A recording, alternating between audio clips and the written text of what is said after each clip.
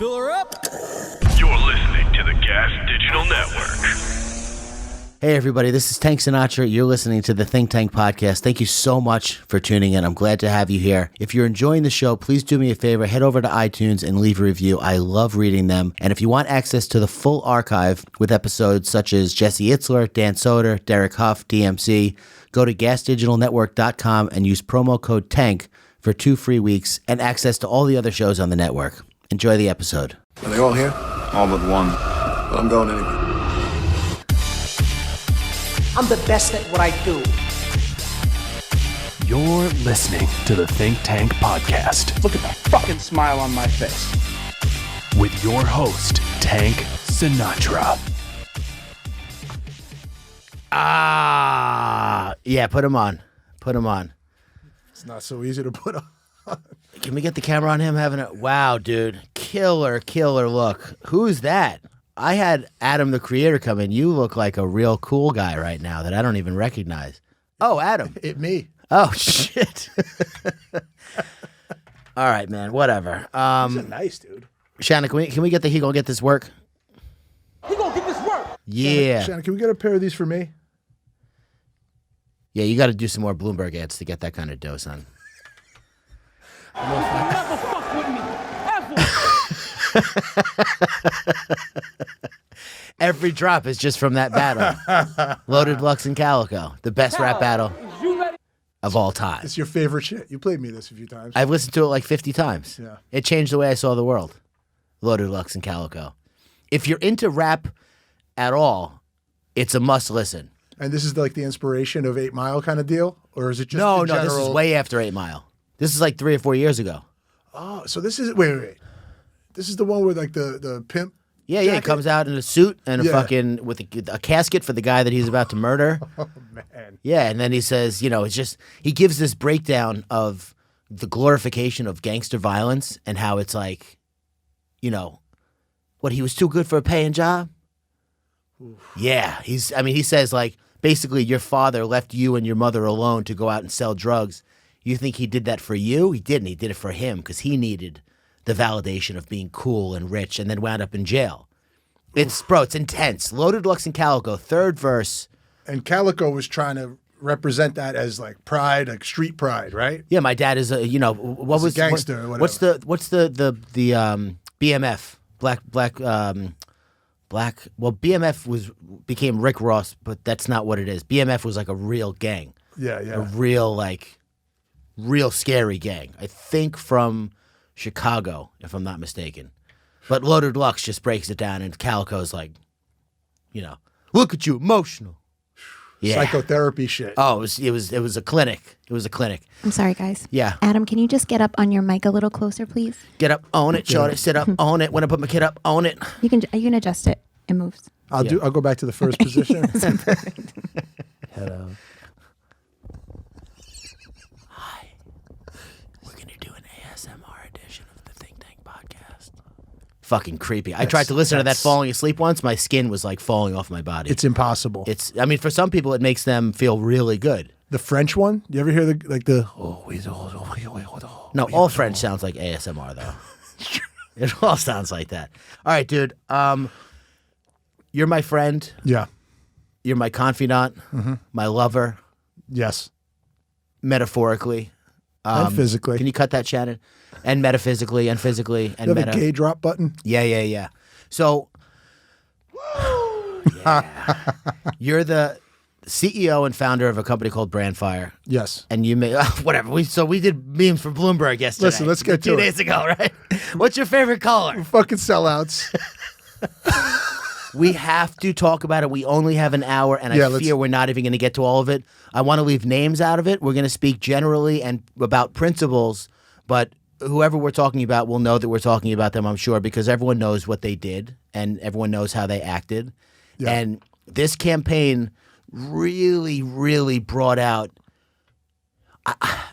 I understand where people are coming from, but it's also like people's inability to put themselves in other people's shoes is just like, how could you not understand that what you're saying is so infantile and closed-minded and limited? Your perspective is so limited Yeah, you said it. You said something about in one of the interviews on Mike, I think, that it's hard to see the picture if you're in the frame. Did you see something like that? Yeah, yeah. I love that. That's what it is. It's hard for me to see it sometimes. Like you like to prompt things. You like to prompt change. That's what I like about how you approach shit. You just go for it. Yeah. And sometimes I'm a little bit hesitant, but I look at this like in hindsight, it's not as big and blown up as it felt in that day. Yeah, yeah. In hindsight. But in the day, it definitely feels like it. Like man. Well, I said to my friend today, I was talking to him and I was like, it was almost like if your house was like a little bit fucked up, like not level and like was a little weird and like a tornado came through and you were like, no, a tornado. And then when the tornado was done, your house was like fixed and level. Yeah. It's still scary, but like it wound up okay. And thank God for the fact that the people who got us involved in that allowed us to really say what needed to be said and say this was not an endorsement. This was almost more of like, I don't even know where to begin. But okay, yeah.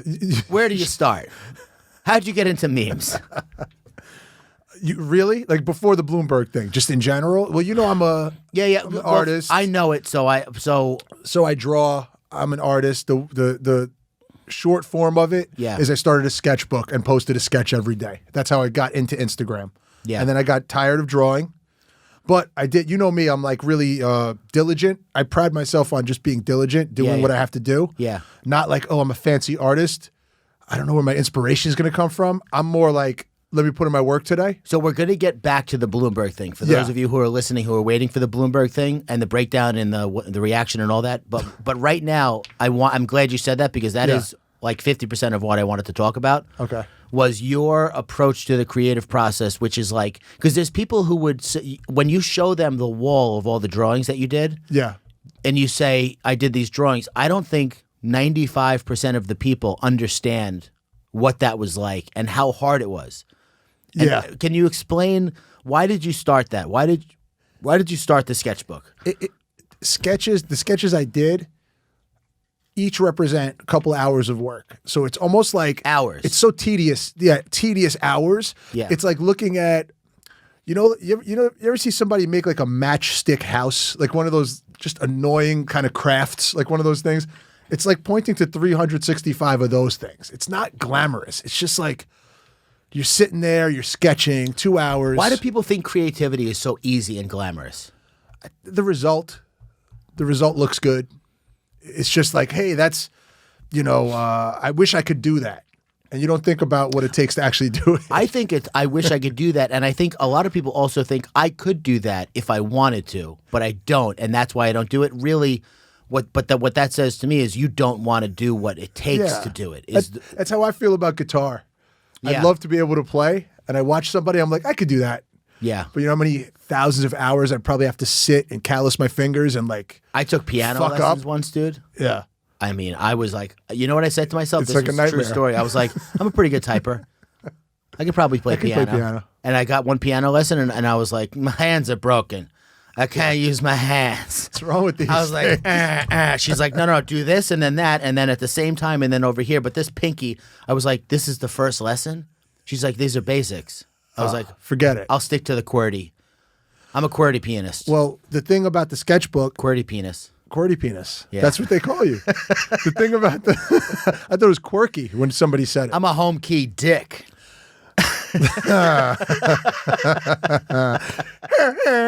Yeah, Shannon, are you sleeping over there or those what? Drops. She had it? Of course. She's amazing. She's good if you prompt her. She's amazing. No, I'm just kidding, Shannon. The thing about the sketchbook was it forced me to draw every day.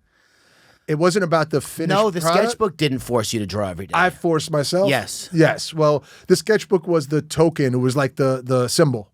It was the challenge every day. And I said, I have to do it and post it. Instagram was only a function of me holding myself accountable to post it. It wasn't like I'm going to draw and get likes. I didn't know anything about likes. I'm not a social media guy at this time. This is like 2014 or something like that. Yeah.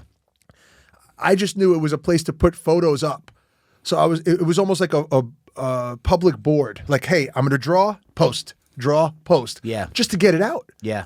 I know a lot of people who sketch but don't finish. Yeah. So the picture was like a symbol of it's done. Take a picture, sign it, next. Finish your breakfast. Finish it. Finish your breakfast. That's what I told these dudes. Yeah, how many people do not?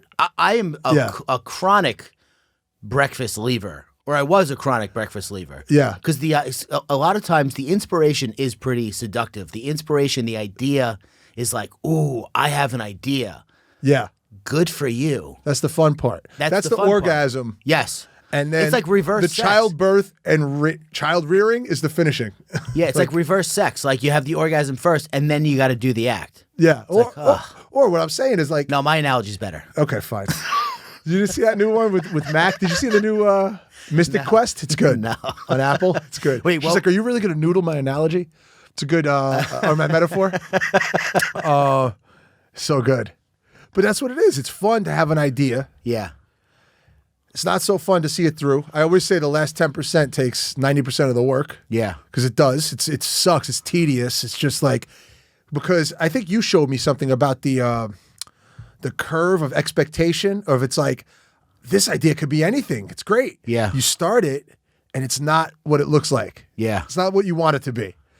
Halfway through, you go, every time I make something, halfway through it, I'm like, this fucking sucks. This isn't even close. Every single time. Every single time. Yeah. This sucks. I don't think I'm going to get out of this alive. It's not going to look good. And then I muscle through that. 60% of the time it comes out pretty good. Yeah. You know, as far as my estimation of good. 40% of the time it's like I'm disappointed, but I post it anyway. You know what's going on with this new account that I started, Influencers in the Wild? I was talking to the guy who runs Subway Creatures. Yeah. I was posting like a madman on it. I was posting like 4 or 5 times a day. I saw. And then I was talking to him and I was like, there was days where it was like, nothing, nothing's coming in, or I can't get into the catalog to look and see which videos are available and which ones are good. And I said to the guy, Rick, who runs Subway Creatures, I said, yo, how many times do you post today? He goes, once, maybe. Yeah. It's video. You can't blow your load. Like you can't just, if you're a meme maker or an artist or whatever, yes, it definitely takes more work, but you can't conjure content out of the ether. You have to deal with what you have available to you. Yeah. So that like Tank Sinatra, I bang out as much as I can. You remember, I was making like 10, 15 memes a day. It I know. was insane. I watched you. I wish back then I would have said, I should hang on to some of these. And you were such a good caption writer. If people would watch you write captions or see something, and I don't think they appreciate it. I don't know if you ever talk about this kind of stuff. Yeah. How hard it is to write a good caption. Like, Well, it's either super easy or impossible. I'm talking about the impossible part. Yeah, For yeah. you, it's easier. Like I've shown you things, and I think it's part of your decision muscle. It's the thing that I think is funny about you when you go no or yes really quickly. I'll typically show you something, and you give me a caption in 2 seconds. That's it. Like it's just the first thought. Yeah. I tend to get too into my head. Yeah. And I'll Photoshop something, and I need like the perfect caption, and I'll work 20 minutes trying to come up with this. Well, you know why? Because I read Think and Grow Rich like 10 times. Yeah. And one of the principles that he talks about in there is that successful people make decisions quickly and change their mind rarely, if ever, and unsuccessful people take forever to make a decision and then change it all the time. Yeah. And that's not that I had the gift of being a quick decision maker. I just said, I was like, oh, if that's what successful people do, I'm going to do that. And then that's why I love that video that I showed you that Gary Vee did. He puts out a lot of stuff to sift through. But this one was gold. And he goes, if you have 2 choices, there is absolutely no way for you to know what the right choice is. You have to pick one. And then in retrospect, make that the right choice. Whichever one you choose, put the work in to make sure that was the right choice. That's right. Holy shit. I was like, oh my God. Well, I realized running this business, Brandfire now, it's 8 years in. Yeah. Which I think is an accomplishment right there in Manhattan to run a branding company. You know, it's small, personnel's changed. It's a small business, but running a business is all decision making. That's all it is. Yeah. It's saying this is what we're going to do. Yeah. That's it. The higher you are, the more decisions you have to make. And the higher risk decisions you have to make. Yeah. Yeah. I always wanted to see a reverse undercover boss where somebody who works for the company who complains about how hard their job is and how they, the CEO's job they could do. I would like to see them be the CEO for like a month. Yeah. Because a day is not enough. You don't really get the full swing of like how much pressure is really there. But I'd like to see a factory worker be a CEO for a month. They'll be fucking, I personally have experience with going from doing like manual-ish labor to being like a project manager, salesperson. And I remember sitting in a truck with somebody it was with a paving company, and we both looked at each other. We were watching guys shovel, and we were stressed. It was this huge parking lot with curbs and plantings and a building. I think it was a Costco. Like, you walk into a Costco and you just assume it's always been there. Yeah. It was not there at one point. And the amount of stress and work that went into putting it there is astronomical. And I remember looking at him and being like, I would love to be fucking digging a hole right now. A hard worker, I think that undercover boss would be good. I think a hard worker, a hard factory worker would be a good CEO. Yeah. Because you have to make decisions on a small level or Sure. a big level. Yeah, like, yeah. as long as they make a lot of decisions and work. No, it would have to be someone who complains all the time Right. and thinks they could do a good job as a CEO. Right. Because they think a CEO just That's sits easy. in there. And Right. listen, some CEOs, of course, sit in offices and just kind of, they were put there because their dad is somebody and Yeah. they didn't really do much. But I don't know, man. Nothing is easy is what I've learned. Yeah. Nothing is easy. And even I had the girl Taylor Lorenz, the reporter, on here. Yeah, I know. And we were talking about, I know, I'm saying it for the listeners. Oh, sorry. Jesus, Adam. I thought we were just having a conversation. No, we have headphones on.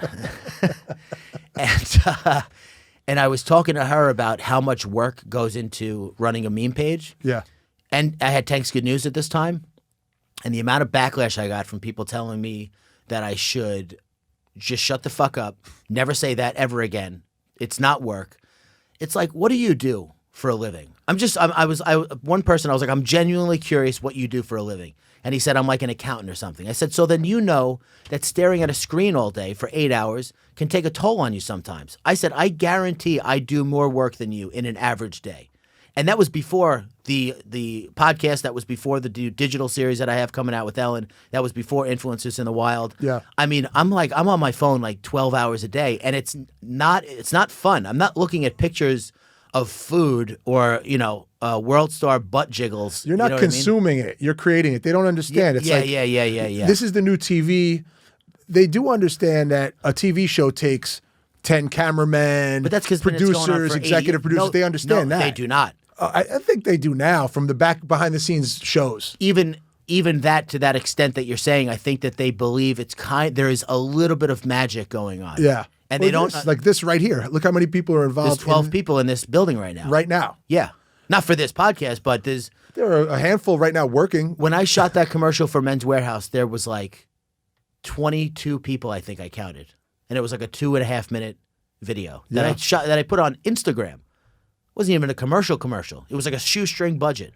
I think it's the same thing as the sketches. People assume that it's almost as fun to make it as it is to consume it. Yeah, that's probably about as accurate a thing as you're ever going to say. Thanks for coming in. All right, see you later. Yeah. It's like a cook, like a chef, right? Oh, this is delicious. What did this take? 10 minutes? This No, must it took, have- this took 2 hours. Well, it took 30 years for me to learn how to do it also.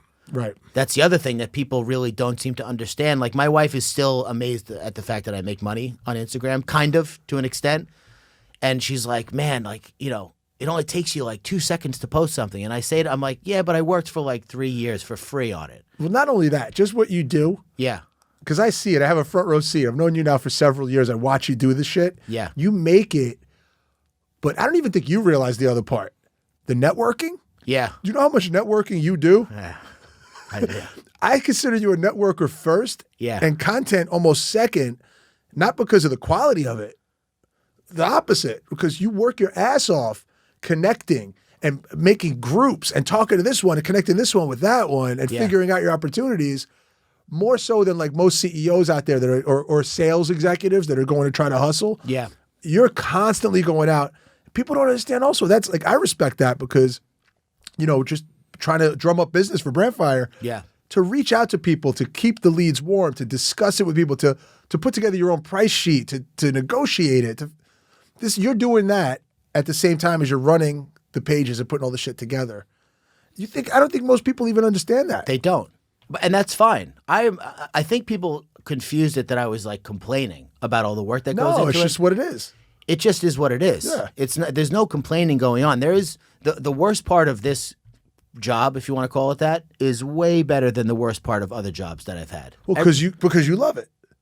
Yeah, but what I'm saying is like every job has its worst part. Yeah. And every job has its best part. When I was a waiter, the best part was talking to people and meeting people and making them laugh and feeding them and making sure they had a good time. The worst part was the side work, getting a shit tip, having a complaint person, a complainer that is completely inconsolable. Like there's nothing you could do to make them happy. That sucked. Yeah. But then I think about that's why, cops, I think about the worst part of their job is really, really, really bad. Yeah. The best part of their job is pretty bad. Yeah. The best part of their job is they give somebody a ticket and that person is mad at them for a half an hour. No, the best part, with that analogy, the best part is like saving somebody. Yeah, true. Or doing something that makes them feel fulfilled as a human. Yeah. That offsets, I'm sure, That's but true. point is taken of Yeah, obviously, like they're risking their lives. They're seeing the worst of humanity. It's like, it's a little bit different. Like they only get called when there's a problem. Yeah. Yeah. You only call the police when there's a problem. Or parade sometimes. Parade. That's true. No, it's true, man. But we see the worst of humanity too in the DMs and in the comments. Yeah, and I'm going through it right now, man. The DMs in my DMs are I can't believe these people. horrendous. I know. And to be honest, so we'll go back to Bloomberg. How much time do we have? Yeah. All right, 2 hours, good. I'm just kidding. So I run advertisements on my page. I want to contextualize it first. I started making memes in 2015, maybe 2016. And at some point, the page got big enough and I got a deal that lasted for a year and I was able to quit my job and really focus on the page. I also started Tank's Good News at that time. That page grew. That's at 1.3 million. Tank Sinatra's at 2.3. The new page I'm not even going to talk about yet, or at all maybe. And when you have the captive attention, or you have the attention of a captive audience at the size of over 2 million, you basically own your own little network, your own little TV network, where you can measure to the eyeball how many people saw your post, which is very valuable to advertisers. Even TV with the Nielsen ratings, they kind of know how many people are watching the show. They have no idea how many people watch the commercial. I'd say it's close to maybe 5% of viewership actually sit through the commercials and don't get up or look at their phone or something. So because of that, you can sell advertising. I've worked with Comedy Central, Hinge, got something coming up with Chipotle, Netflix, LG, Popeyes Chicken, like basically but just fun companies. Subway, somebody that's willing to do something fun. Recently, I got approached to do an ad for Michael Bloomberg. I got approached from a couple of different directions, actually. And it was very confusing for a little while. It seemed like everyone was kind of like, no, I'm handling it. No, I'm doing it. I'm going to handle it. And I was like, there was a girl who reached out to me prior to everybody and said, we're thinking about making some memes for this campaign.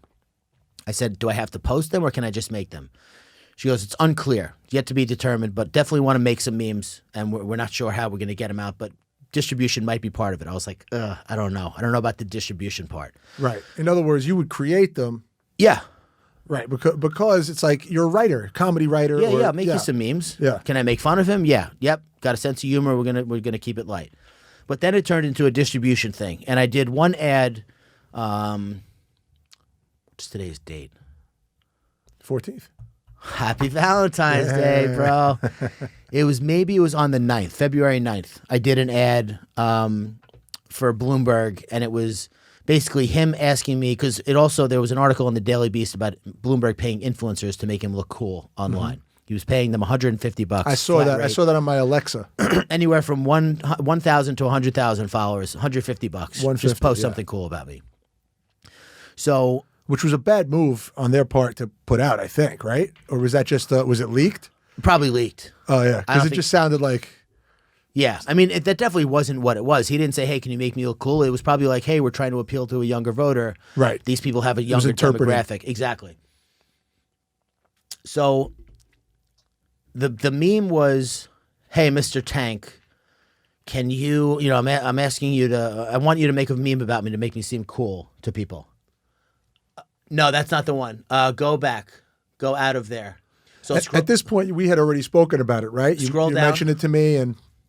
Scroll. Right there. Yeah, right there. Hey, hello, Mr. Tank. I see you have a lot of followers. That's neat. Can you post an image of me that will make me seem, quote, cool, unquote, for the upcoming Democratic primary? Yeah, I don't know. That seems tough. I have $61.9 billion. Got you. So then I made a joke and said, it's Saturday. Oh, it was Saturday night. So I'm about to get nuts and drink an extra large soda, which is a joke of, obviously lampooning him, trying His New York. trying to curb people's soda intake Yeah. during his tenure as mayor. Yeah. So I posted that. Can you see? It's got 91,000 likes now. It had like 90,000 when I last checked. That's a banger, my friend. That's a banger. Yeah. Anyway. Yeah. Forgetting about the fact that it's an ad. Yeah. The fact that it's an ad Because is it's funny. Because it's funny. Yeah. Exactly. But I think a lot of the engagement also came from confusion. People were like, wait, what? Is this guy making fun of him or is he paid by him? Well, one of my favorite meme styles is a fake tweet. Yes, you love that. I Yeah. love that. It just adds another level of context to it. Like a fake celebrity's fake reaction to whatever the picture is. It's just funny. Fake DMs, fake text messages, I like. So that's the same thing. Just a fake DM from Michael Bloomberg. It's just a funny concept. Yes. If you posted that just organically, you would have gotten the same reaction. Yeah, It's yeah. It's funny. So the ad did really well, and then the guy who was organizing it, the movement or whatever you want to call it, is called Meme 2020. Which I read some articles. I kind of got painted as the creator of it, which I'm not. I want to get that out But you there. were one of the organizers of the. Not really. I mean, I helped get other meme Of the accounts group. involved. That's what I'm True. saying. Okay. All right. Yeah. So I did that. Outreach to the actual talent. Some of the talent. Yeah. But the idea was basically to infuse political ads with humor and put them out on meme pages, which, like you said, Yeah. Shannon, can you pull up the CNN thing? I don't know if that were exactly. I should have told you exactly what I wanted to see. Do that too. Just like pop it up. Yeah. She's good, right? She's very good. Yeah. There's a part in here. We're not going to listen to the whole thing, but you basically say. You've been making fun of Bernie for years. Yeah, You've been that's making the fun end. of Trump for years. It's the last quote. It's the last part. All right, yeah. Press play on it and skip to the. Skip to the end. Literally the last 10 seconds. I love the dialogue. People are open to say whatever they want. I'm not deleting those comments. I think it's about leveling that playing field because I love the fact he's self-effacing. He's having fun with his identity. And I make fun of Trump all the time. I make fun of Bernie. In here, I'm making fun of Bloomberg. If he pays me to make fun of him, I'd make fun of any of the other candidates as well. Okay. She's like, okay, Adam. Okay. That should be a drop. Yeah. Okay. Yeah. Can you get that? Can you isolate that? Okay. Okay. I you like idiot. Brooke. Brooke is awesome. She was nice, right? Yeah, so nice. Yeah. Such a pro. So this whole thing became so now let's do the last 48 hours maybe. So it all started getting a little crazy. I reached out to you, Kale Salad, White People Humor, Dr. Gray thing. My therapist says, funny introvert. I know I'm forgetting people, but that's who I'm thinking of right now. And I said, here's why I did it personally. Because he paid me. Money. Shout out Crystalia. Chris. Because I'm trying to back it up. Trying to back up the brinks. Babies. Trying to fucking get bags, baby.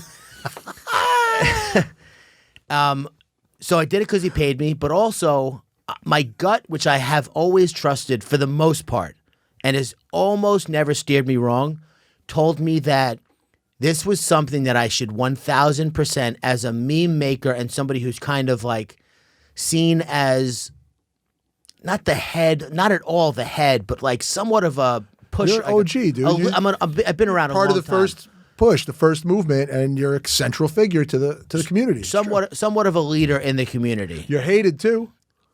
Leaders are hated. Yeah. It is what it is. And loved. And loved. Yeah. By the same people sometimes. Right. Depending on who they're Depending talking on the to. week. Depending on who they're DMing with. Right. Exactly. Wow. So, fucking people. So, so I said, this is going to be a big deal, and I think that it's worth it just to be part of it. Because what the person said to me was, we're going to do this ad with you, the first one, and then if it does well, we're going to do it with a bunch of them, and it's going to be huge. Huge.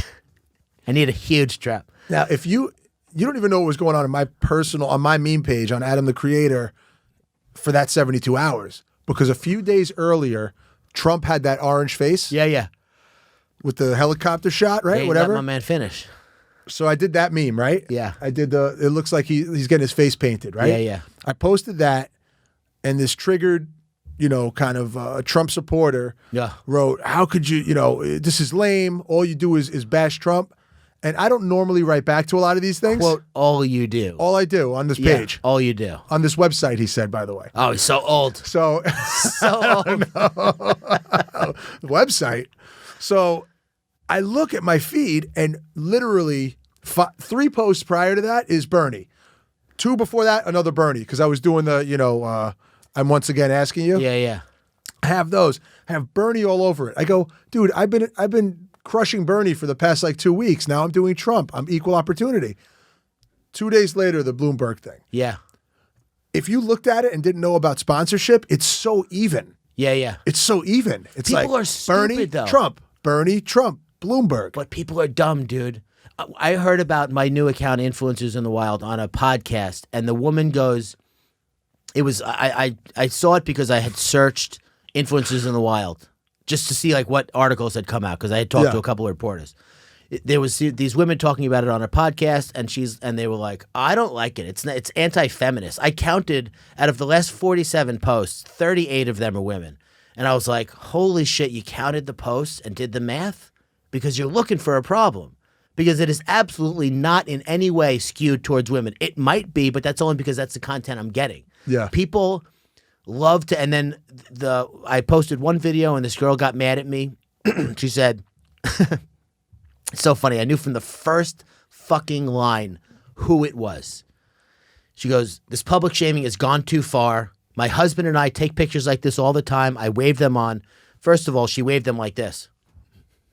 So that's weird. You're a bitch. You were being a bitch in the moment. Second of all, you cannot. I said I'm going to take it down, but for future reference, you can't draw a line in the sand and have you be the only one on the safe side of it.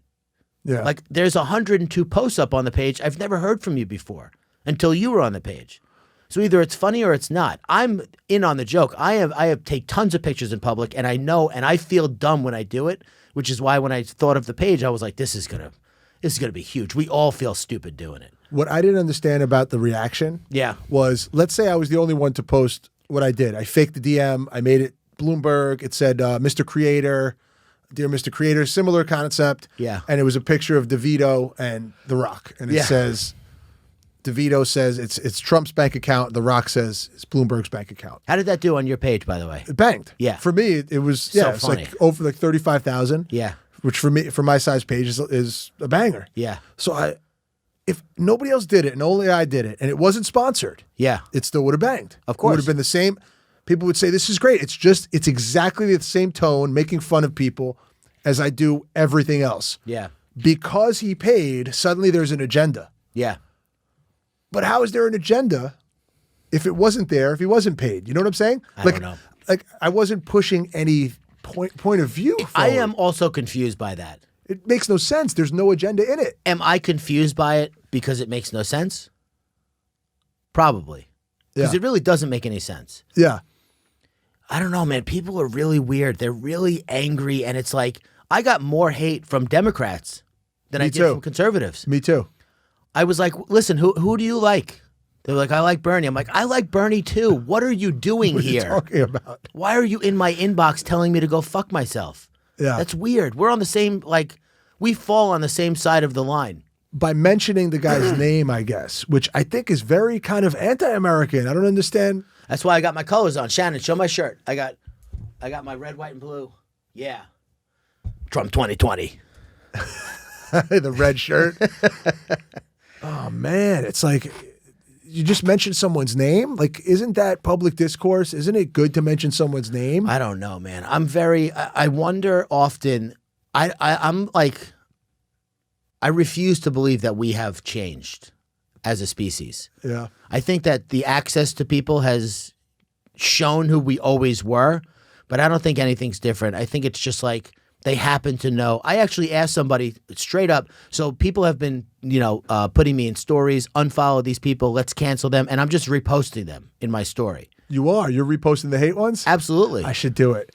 See, I'm more thin-skinned than you. And I talk about this. I talked about it with my therapist. I'm like, fucking Tank. I get like, I want to be liked. Yeah. I want to be liked. You know, I want people. I want to be liked too, but by the right people. I know. I want to be liked by everybody. I don't want to be liked by them. I want to be liked by everybody. I'm going in very immature and naive. So I go in, and as soon as I see a fucking comment, it does hit me. I'm like, fuck. Why do these people think this? I just might have more practice than you because I've been the same way. I guess you develop a Coping mechanism. or I was gonna say like, almost a callous to it. Like it's just like maybe. Fuck. Okay. Yeah. You know, because I know people have come after you before. They haven't really come after me like that before, Yeah. and I've seen you just kind of like wave them off. It annoyed you, but I think you waved it off a little easier. So I'm dealing with it. It gets easier now. and easier. Yeah. It really does. To the point where now people are right. You know, like I said, they're posting in their stories, tagging you, fuck Jerry, everyone that was involved in the campaign, unfollow 2020 or whatever the fuck they're doing, and I'm just reposting it for two reasons. One, I actually think it's funny that I'm reposting it. Yeah, it's pretty funny. Two, 50% of the time they delete it because they're like, They don't oh want the shit, heat. he Yeah. blocked me. I mean, oh shit, he saw it. Oh my God, I can't believe he saw it. Yeah, I saw it. And now everyone else is going to see it.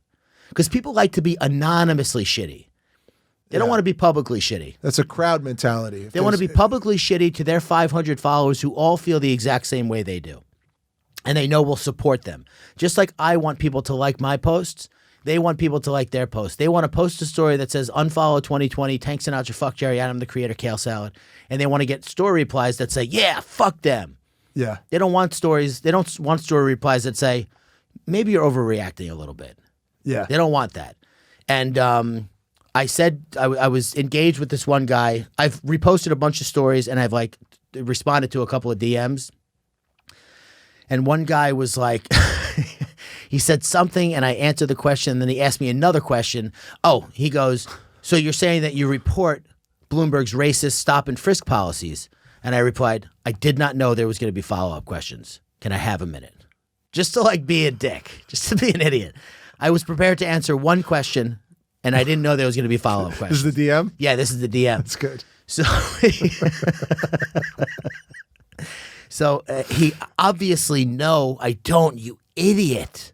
But secondly, I said, I hope that you're being consistent and are having integrity about the energy you're spending, and you're not only writing to me, but you're writing to NBC and CBS and ABC and all the radio stations and everyone that's running political campaigns and taking these candidates' money. And the guy goes, I don't know how to get in touch with them. I saw you and wrote you. And I was like, okay, so it's just because I'm here you think that you have access to me, but you don't because you're blocked now. Yeah. Like you're out of my purview forever. I don't even remember your screen name. Yeah. 2 seconds later, I do not remember who it was. Oh, they really think it hurts you with the unfollow. If it's like, hey, by the way, hi, I'm unfollowing you. Yeah, I didn't know you were here. Yeah, it's so shitty, dude. It's so weird. It's so shitty. But you got a lot of people in your following. I thought it was so funny yesterday when she goes, we were talking about the exact number of followers that you have.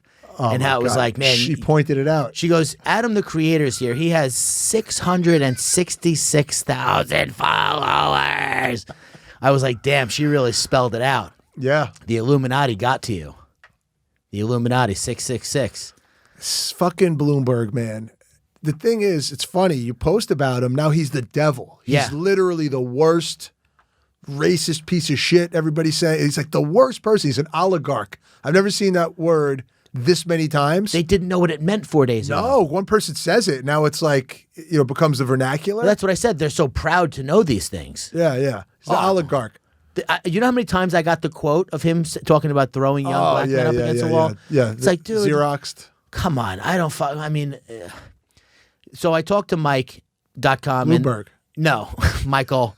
No, I talked to Mike.com and they asked me about that. I said, it's fucked up. Like, what do you want? I like that quote. What do you want me to say? Of course it's fucked up. No shit. Yeah. People, I mean, I guess the masses look at anybody who's simple, very simple, bad. Rich man, bad. Yeah. Racist money, bad. Yeah. Fucking running a country is a complicated fucking thing. Yeah. You could say that. You could literally simplify anybody you know, and turn them into fucking nothing. You could Rich easily man, do that. bad. Rich, bad. Money, bad. Well, what about the guy who said he was going to grab her by the pussy? He didn't mean it like that, you know. Yeah. I don't think he said that, first of all. No nuance. It's not like Yeah, the nuance is lost. it's gone. It's gone. But for certain people. And that's the other reason I did the ad. I don't know if you thought about this. I mean, we've talked about it before, so I'm sure it crossed your mind. I have 2.3 million followers. There was like 900 or so thousand impressions on the ad. I got statistically, realistically, I'm trying to think of another tickly word. Mathematically, no, I don't know. 20 messages. 20, 25, maybe 50. You're right. If I'm being like real generous. Are you making the point that it's a small percentage? Actually, it just feels like it's more. It's negligible. Yeah, you're Absolutely right. negligible. You're right. Because you could walk past 100,000 people in the street today, and the one person that goes, "Hey, you're ugly," like you're never going to forget that person. It's the way the brain is wired. It's the reason that we've survived as long as we have, because negativity and danger gets registered on a deeper scale than indifferent. Once bitten kind of thing. Exactly. Yeah, you gotta like.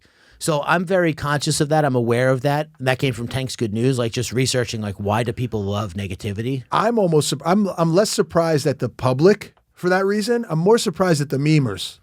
Yeah. I'm more surprised at them. I don't know why I should hold them to the same standard. Yeah. But for some reason I would think that there was more understanding and it was more of like a Well, there's almost more reason for them to be mad.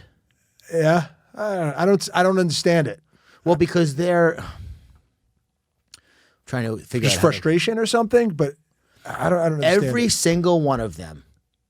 I would bet money that every single one of these people that are in the meme community, including would, if they had a page that had 2 million followers or 1.5 million or whatever, I'm saying the name, but I'm just mouthing it. Would, if they were presented with the same situation where they said, "Hey, you have this platform, there's a candidate, it's an interesting time, it's an experiment, we want to kind of like figure out if this is going to work or if it's cool or not. We're going to give you this amount of money." They'd say, "Yeah, all right, I'll do it. I get to make fun of him? Yeah. I don't have to say anything serious or say anything bad about any of Right. the other candidates? No. All right, I'll do it. I'll see how it goes as an experiment." Because something you said on the CNN interview and something that I mentioned to you before, one of the people that tagged me in this story that I reposted. I just reposted and wrote, "It was never an endorsement." Yeah. And somebody replied and goes, "He endorsed you," meaning he gave more legitimacy to us than we did to him, for certain. I think so. It's not even a question. It's all about the media. Like that's what I don't get. It's like for the memers, I mean, to be so like chapped up about it. Yeah. We're fucking validating memes as an actual political tool, Yeah. which is the highest order of messaging. It's like if once that's open, the meme floodgates, and you know the contacts now with IG and the way that they're kind of creating the more of a system of being able to do this stuff and have the sponsored posts and all these things. Yeah. I feel like it's the new beginning. Like for their art form, they picked an art form, they fucking stuck to it. This is now opening up. It's finally opening up. Yeah. So why would they want to close it up again? That's the thing I don't get. Because they're not at the opening. But they are. No, they're not. We are. They're not. They're stuck a few thousand people behind. They're choosing to be. No, I mean people your people's accounts grow at different Yeah. rates for different reasons or whatever. It's not always like somebody sitting on 100 and how many followers does she have exactly? No, somebody with it's like any of- it's anybody. 150,000, 70,000, 80,000, 210,000. You're not making a living off of that. Yeah. Unless not as a meme account. If you are like a some kind of like a comedian or somebody that tours or has books, you're an author with 100,000 followers. Yeah, you're selling millions of books because every single one of those followers are not followers. They're actually fans and they support you in everything you do.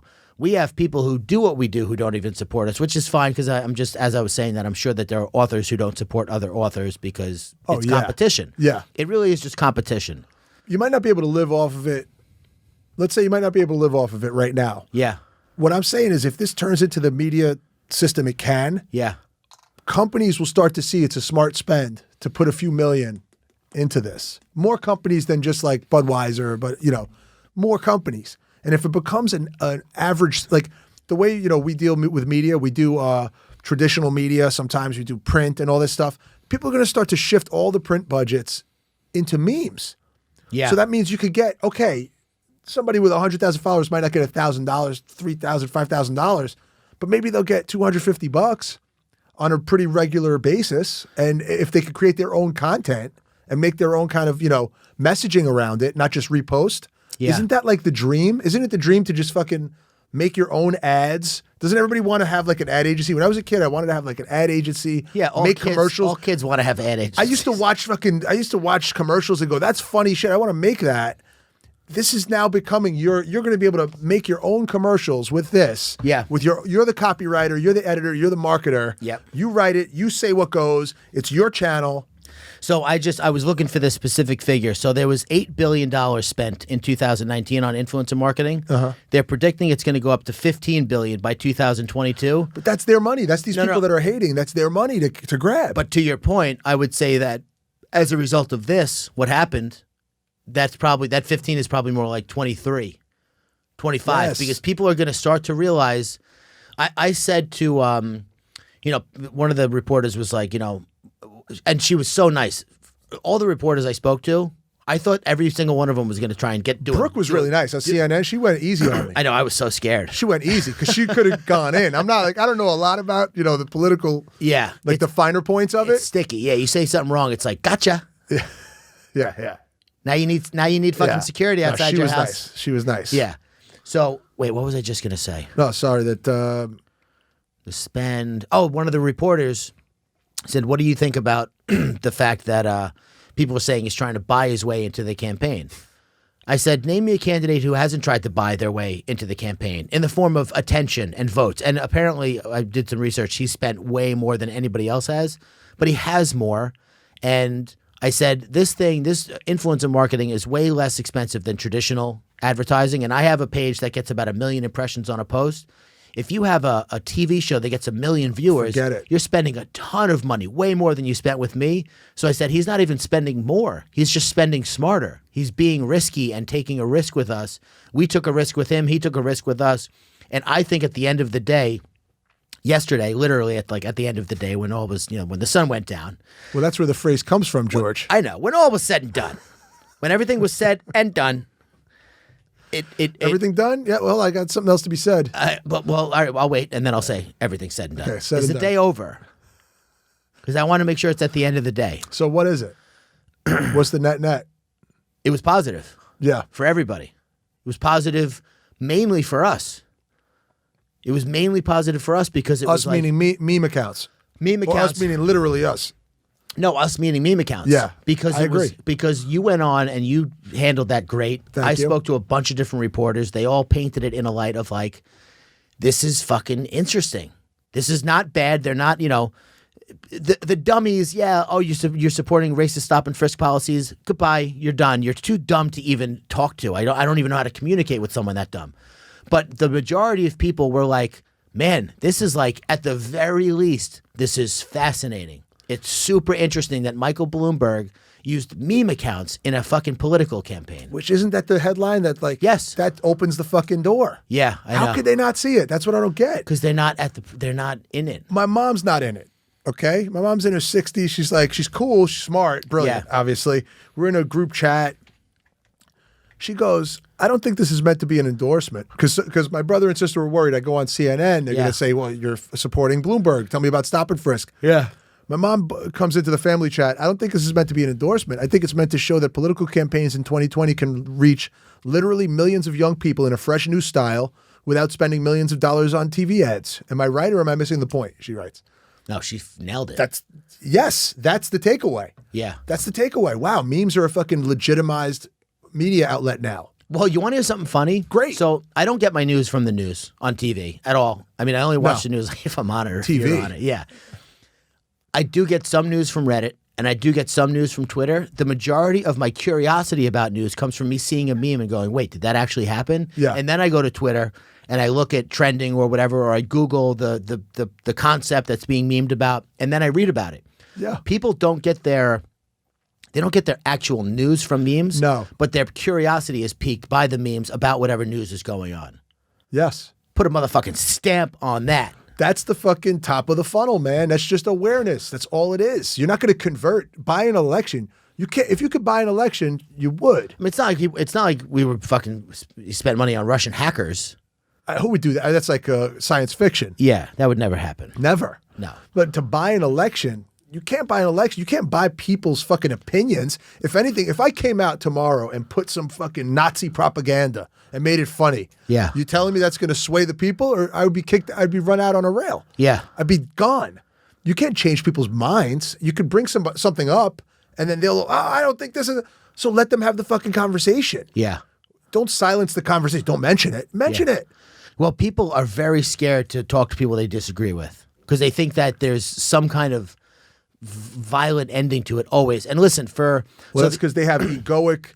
Their ego is wrapped up in their opinion. If they feel if they have to change the opinion, they lose themselves. Well, that's part of it, and I also am very careful to understand or to state that, like, I said also to one of the reporters, I said, listen, I like Bloomberg. I actually do like Bloomberg. Yeah. Do I support his racist stop and frisk policies? No, but I'm not like I don't I'm like saying, the totality of every human. I don't like the totality of myself, bro. Me neither. I fucking hate things. I hate a about lot myself. of things about things I've done and who I am. So totality is out.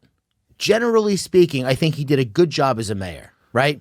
I like Elizabeth Warren. Do I like the fact that the thing with the fucking DNA and the Native American thing? No, but I like Bernie. I like, Mayor Pete.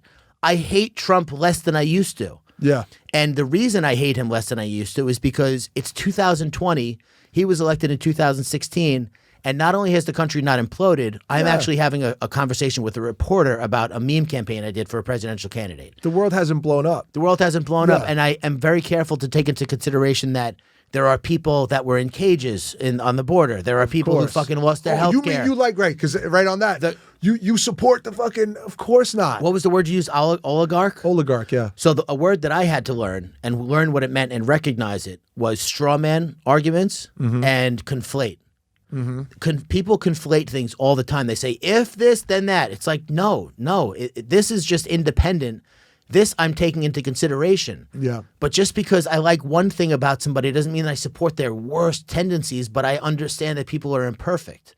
So that was like that, that was kind of like the conversation that I got into yesterday where I was like, listen, people got to figure it out for themselves. Primarily, I'm an American citizen who's doing my best to use logic and rational thinking to figure out how I can enjoy my life the most and the people that I care about can enjoy their life the most. Which is what anybody wants to do. I cannot take 320 million people into consideration. I can't.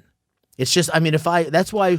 Well, if Bloomberg was a true villain in history, I wouldn't take that money. I wouldn't do that. Okay. I truly don't believe he is. I'm not, and this isn't an endorsement either. Yeah. I'm not like coming out. Like, I don't know. I want to hear what these people have to say. I want to hear how he answers for stop and frisk in a public forum on the mic. I want to hear what he says. Yeah. I want to hear what he says about these things that people are bringing up. I want to hear the conversation, not just attacking. I want to hear like what's happening. Yeah. But I don't think he's as evil as people are making him out to be. That's why I don't feel like I sold my soul. If somebody came out and was really like real terrible person, did like real horrible, horrendous, heinous acts. Yeah. And they said, hey, we're going to pay. I wouldn't do it. Yeah. But I don't think that's the case. I don't think anybody that we see here, like all the people you mentioned, Warren, Trump, are they perfect people? No. Yeah, because they're people. They're people. Yes. But would I take any one of theirs money to make fun of them in a fucking meme? Yeah. For entertainment? Like you said, we're doing it for free anyway. I would have been doing that for free. Yeah. I don't know why getting paid. I guess getting paid pisses people off because they're not getting paid to do it. I don't know. That's one thing that I remember with the whole fat Jewish fuck Jerry thing was he got pissed. The fat Jewish? Yeah. Well, or whatever. He wrote the comment. He also just sold his wine brand for however many millions of he's got bigger fish to fry than making Bloomberg memes. Of course he turned it down. Sure. But I respect his opinion of Bloomberg also. And he's in the movie, the Uncut Gems. Uncut Gems. Yeah. But he's also got, my argument for Obama was always my life didn't change that much. I did okay, but I also did okay in my career because I went from being 38 28 to fucking Sure. It was- 38. That It was the like- time. That was in the your time life. for me to do it. But if I was gay, or if I had a child with a pre-existing condition, or any of the number of things that he did, I would love him. So I have to, if I would love him, I have to let other people love him and understand why they like him. Your kid has a pre-existing condition, you can't get insurance. Obama says, boom, you're covered. You're not going to like Obama? And you know, I'm even sometimes I think I'm even more just driven toward what do they sound like? Like when I hear them speaking, Yeah. Obama was just fucking cool. I mean, you know, the way he came off, he was kind of cool. Some people took that as arrogance, Yeah. which I thought was bizarre. I liked it because it was intelligence, though. It had this intelligence to it. He's just cool and calm. Trump, I could see the charm because when Yeah. he does it, he's fucking performing. He's more like WWE Yeah. kind of character than an actor. Yeah. Obama reminded me of an actor. Yeah. This guy reminds me of like a hype man at a wrestling event. Yeah. But I want to hear what these other people sound like. Bernie always sounds a little bit frazzled. He does, man. Warren is just like too nice and sweet. Like I think she's brilliant though. I was following her for years. Shannon, can you go? Can you hear me? Can you Google Bernie hair papers? Do you know what I'm talking about? No, wait. It's the funniest tweet maybe ever written about a fucking presidential candidate. Oh yeah. I know what it is. Bernie looks like the guy in disaster movies who knows what's coming, but no one listens to because he has bad hair and keeps dropping his papers. Now, if Bernie paid you Yeah. to post that, you would have sold your soul. Well, that's what I was going to say about the fat Jewish and fuck Jerry is nobody cared about these guys stealing memes until they started making money. True. Literally not one person cared. Because it wasn't considered theft. It's theft when there's like a value attached to it, I guess. Like when you're just fucking posting, I guess followers are value, but I don't know, man. We're in a crazy time. I said to one of the reporters yesterday, I said, listen, it was actually in the Mike.com. I said, listen, this is a brand new frontier for everybody. We are literally paving the way and figuring it out for people to come behind us. The more respectful, considerate, honest, open, and helpful we can be to each other, Yes. the better it will be. Is everyone going to do that? No, but that's what I'm going to do. I'm going to tell you how I actually feel and try and maybe get you to see things the way I see them. And if you don't, I totally understand. But the fact of the matter is, I constantly think memes are almost done. I think I'm done every day. Every single I day. never think I have another fucking idea. This is like 6 years in. I tell you, there hasn't been a day past maybe like the first month where I thought I was going to come up with something. I always think I'm shot. Yeah, it's crazy. I always think it's almost done. I actually, when I was on Ellen, was the first little bit of like, hasn't even begun. What show was that? Ellen DeGeneres. I was on December 12th with Octavia Spencer. I was like, this is the breakdancing scene in Flashdance. This is like You introduced the fucking middle America to memes. You made up meme those makers. 3 memes to the fact that Yeah. memes are written. Yeah. And then it's funny, dude, because I get little glimpses of like, I know what I'm doing. And then I'm like, I should just fucking sell fence again. But there was times where I sold fence where I was like, I'm never going to sell another job again. I'm never going to make money again. When I make commercials, I'm working on these scripts and I work on this stuff. I never think I'm going to have another idea. I'm shot. Yeah, you're shot. You got to get up, do the fucking work, put in the thing, clock in, work your ass off, dig your ditch, clock out. That's work. Creative or otherwise, it's work. Yeah, Sit down and work on it. I kind of wish people understood that, but I'm also glad they don't, because if they understood that it was actual work, they might actually like try to do it. But the memers understand. Still comes back to the thing I don't get. They understand. They do the work. They sit there and fucking Photoshop. They sit there and work on After Effects or Moments or whatever app Yeah. and like write and rewrite and change it and change it and change it. How do they not want that to be validated? I guess because it's connected to politics in some way. They're all so dumb. Like they're just they're small-minded and unable to see past their own phone, basically. And they only like people who understand what it's like to be some people really thrive in struggle mode.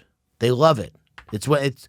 I had a thought the other day. I was trying to figure out how to formulate it, but basically, like the equivalent of a viral piece of content was like a rumor before phones and before the internet.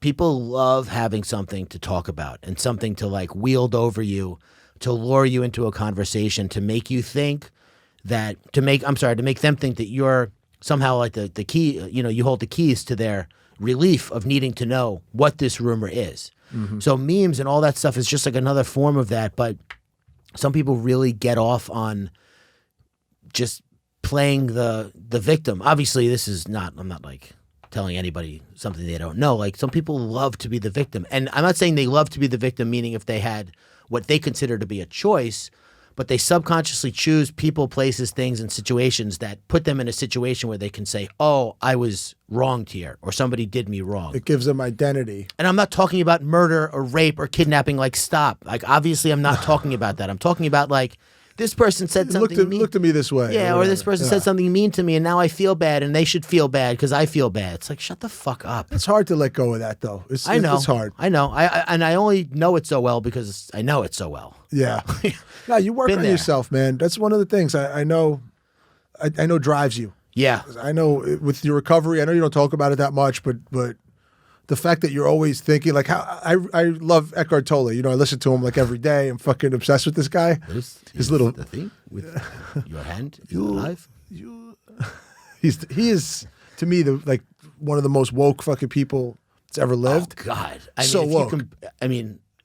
He's so woke. I mean, he's prophet level woke. No, he's like consciousness with a voice. He's woke. He's legitimately woke Yeah. as fuck. Yeah. So I listened to him, and who else can I text about that? I talk to you about Yeah. that stuff. Oh, I love it. It's real life, man. I love it. It's the real life. There's one of the things he's been saying, because I listen to this one of these podcasts that he does or speeches, is like, whatever you do, wherever you're at, act like you chose that. Yeah, you did. Don't argue it. Don't say, oh, I shouldn't. I should have. Let's say this is exactly what should have been. Yeah. And treat everything that way. That's what I did yesterday when it was all coming down. I'm like, fuck. All right, you know what? I want this. But you did choose it. I did. Whether on a spiritual level, consciously, subconsciously, you did choose it. You chose there's people who think that your soul chose your parents. You know what I mean? Like that far back, like your soul chose your body to enter to experience life the way that it needed, that your soul needed to experience it. And I love thinking about that. It's a little weird, but I do like thinking about the fact that my soul chose this life, and my soul has contracts with every single experience that I'm going to have in my life, and every emotion, and how I'm going to learn, and what I'm going to need to do. And it just picks the situations that are going to benefit me the most, so I can turn around and benefit other people, other souls the most. Yeah. And sometimes it's painful. Yeah, scary. It is scary. Like yesterday was pretty fucking scary.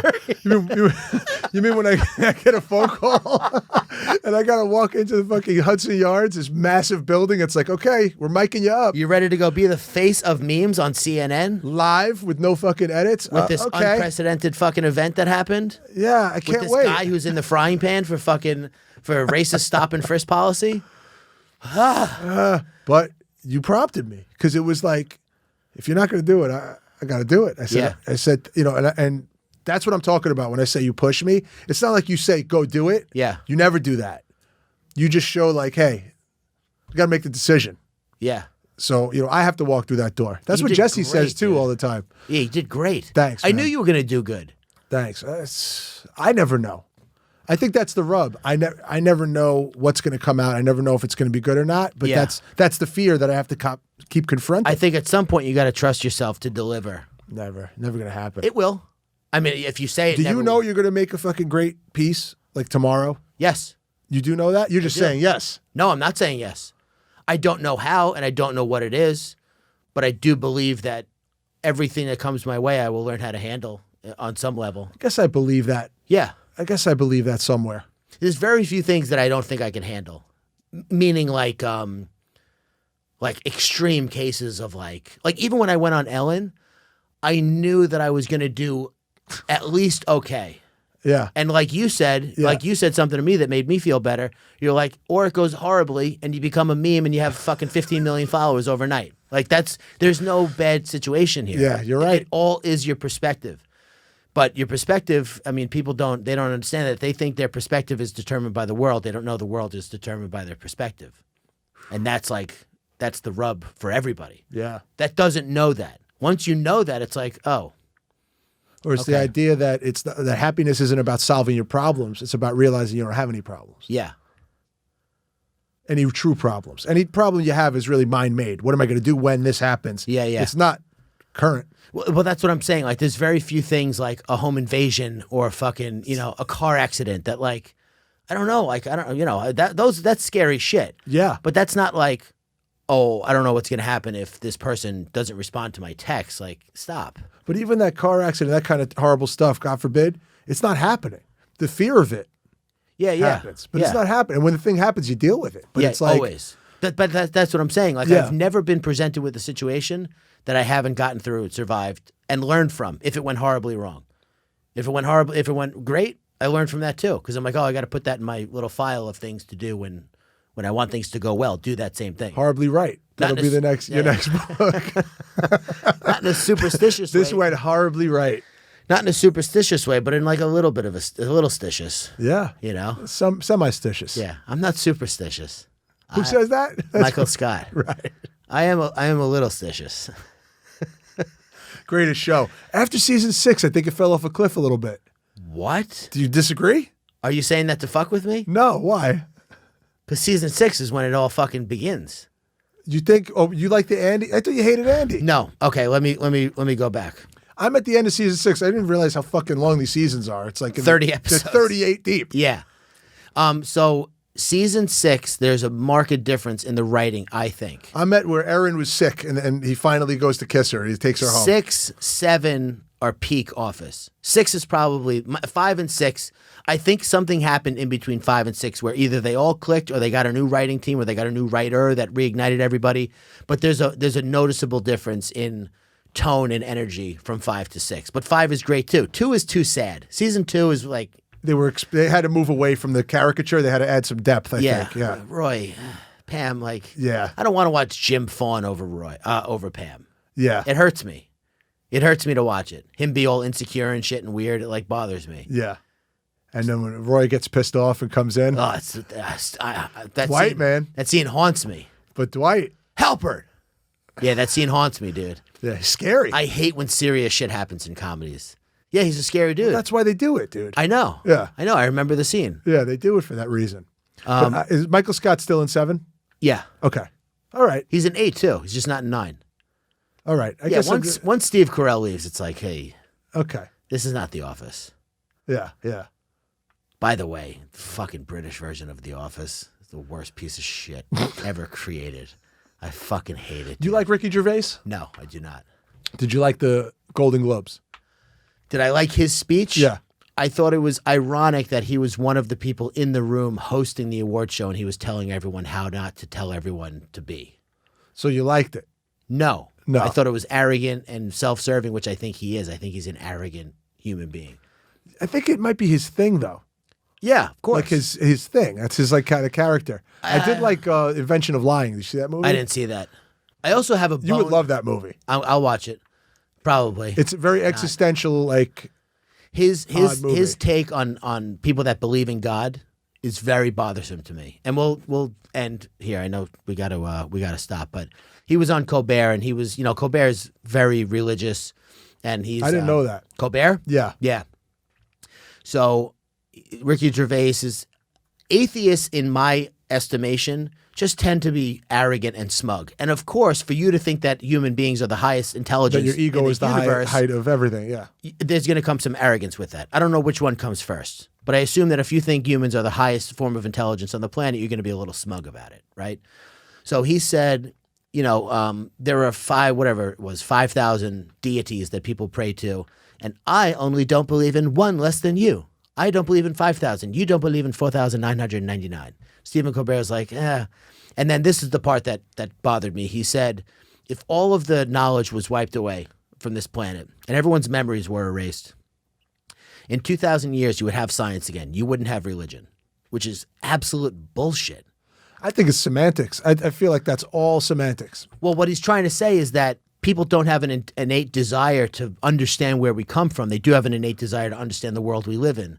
But the need to understand where we come from and what we're doing here predates science by a lot, by thousands of years. I think that the need to understand where it's going and like the fear and everything, I think people sometimes confuse the idea of science like it's trying to disprove religion. I feel like the ultimate height of intelligence is when it connects. Yes, It's like Einstein. Time is relative. Like your point, Einstein, time is relative. Now is the only, this consciousness is everything. Oh, that's what they were calling God. Oh, that's what this metaphor meant. Oh, that's what these deities, the metaphors meant. Yeah. I feel like it all kind of will come to light. So I don't know. Maybe it won't. But I mean, everyone's trying to understand it, and to say that science would repeat itself, but religion would not, I just thought was like so dumb to say. Obviously, Maybe the stories. Maybe it wouldn't be the same stories. Yeah, but it would be different stories. but it wouldn't be called a cell. It would be called a schnib or whatever. You know what I mean? Yeah. It would be called a schnib. It wouldn't be called a cloud. It would be called the arco, or whatever. Maybe a softer sound, like a fa.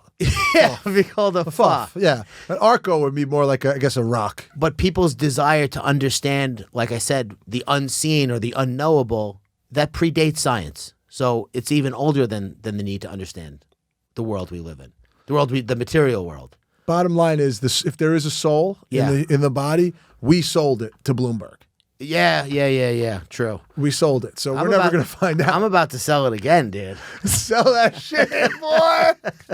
Make that bread. He gonna get this work. He gonna get this We work. gonna get this work. Cal, is you ready? Why can't they just have a fucking freestyle battle and just call it what it is and just have Bloomberg come out, Shorty B or whatever, Shorty fucking Mike, Lil Mike or something, Lil Mike, Lil Mike, and he comes out and just roasts Trump, at least to a beat. Yeah. Maybe Elizabeth Warren does the beatbox. So you think the debate should be rap a battle? freestyle battle? Yeah, it should.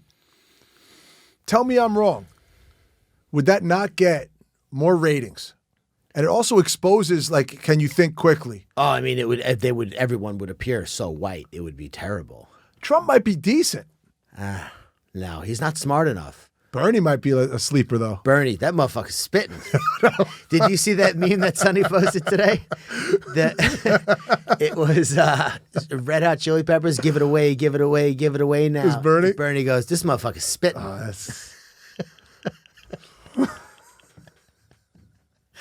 Oh, my God. All right. Thanks for coming down. Happy Valentine's Day. Happy Galentine's Day. Adam the Creator. Yeah, Tank Sinatra. I'm telling people where to find you on Instagram. Okay. Adam the Creator, Adam Padilla. Adam Padilla is where you post your nudes, if I'm not mistaken. Sketches, same. Yeah. Same thing. I DM people nudes from that account. Oh, okay. If they follow you. Yeah. Yeah, that's their prize. I'm going to start advertising on World Star. I thought about it, but I don't want my shit next to some booty pop video or some fight video. It's just too dirty. Like the whole World Star is a disgusting mess, a conglomeration of sewage of internet shit. It's just the worst of the worst. It's like everything I don't want to see on one page, which is why I don't follow it, which is why I don't understand why you do follow it. I guess I still see some of the comedy out there, and I do like breaking some comedians, like seeing some new stuff that's out there. Yeah. Is interesting to me. Yeah. Funny hood vids is pretty funny. Is it? Yeah, it's like more of the just comedy part. All right, I'll follow them. All right, man. Thanks for coming in. Have a great day. Thanks for having me. Enjoy your soul. Bye. Fuck it.